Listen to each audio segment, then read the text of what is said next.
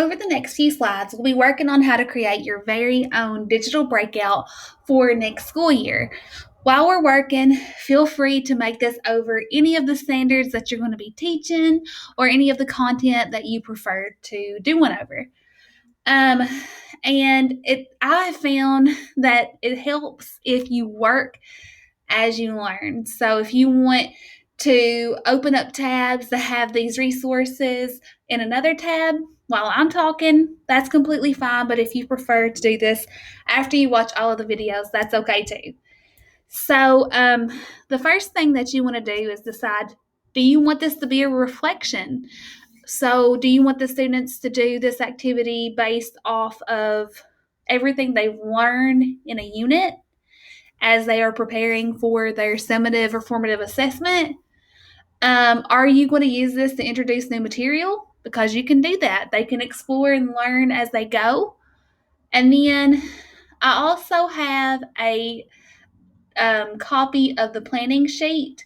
And if you're doing this virtual, I'll have it directly on the website. So you can have a copy of that. You can print it out, or you can use it, or you don't have to use it. This is just an option. This comes in handy during the brainstorming cycle because you can list what type of lock it is that you want to have. For instance, do you want it to be a number lock? If so, how many numbers do you want it to be? Like mine was a 5-number lock. You can type your solution right here, and then you can brainstorm some clues that you would use to hide within your Google site that you'll have in just a bit. So to me, I have always found it helpful if I print this out and then write as I'm going, because sometimes it's really easy for me to get lost on what I have and have not done so far. The main thing to keep in mind as you're working is that you want to focus on the bigger picture. What's the standard that you're addressing, and what are those learning targets, and how will your students master those? And I think having the planning guide really helps, but you might find a way that's easier for your brainstorming.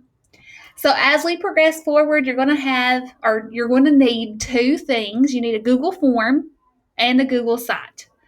The Google form will act as the lockbox for your breakout. The Google site is going to be the house where all of your links and clues are hosted, and everything will be just kind of together. I want to share a tip that will help you stay organized while you create one of these experiences. So the easiest way is to go to New and create a new folder. And you can call it whatever.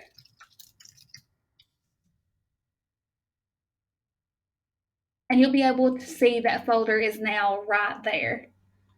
And before you add anything into this, always right click on it and share that and make it to anyone with the link can view. So I just clicked where it said Franklin County Schools. And if you're just sharing it with students, that's as far as you need to go. But if you click on that again, you can change it to anyone with the link. That way, if you work with high school students and they are on like the cell phone trying to do it, then they'll be able to see those resources even if they're not signed in.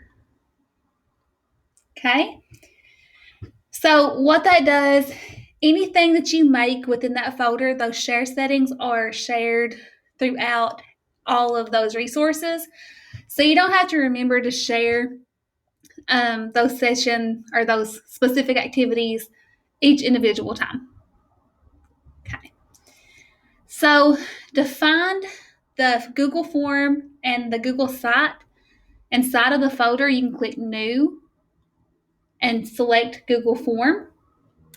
And that's going to open up a Google Form for you.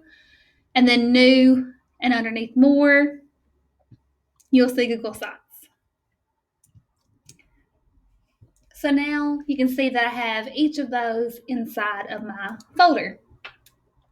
The reason why that is important It's because if you do not change the share settings um, of the files, then no one's going to be able to view it, and you'll end up getting an error message whenever your students click on it.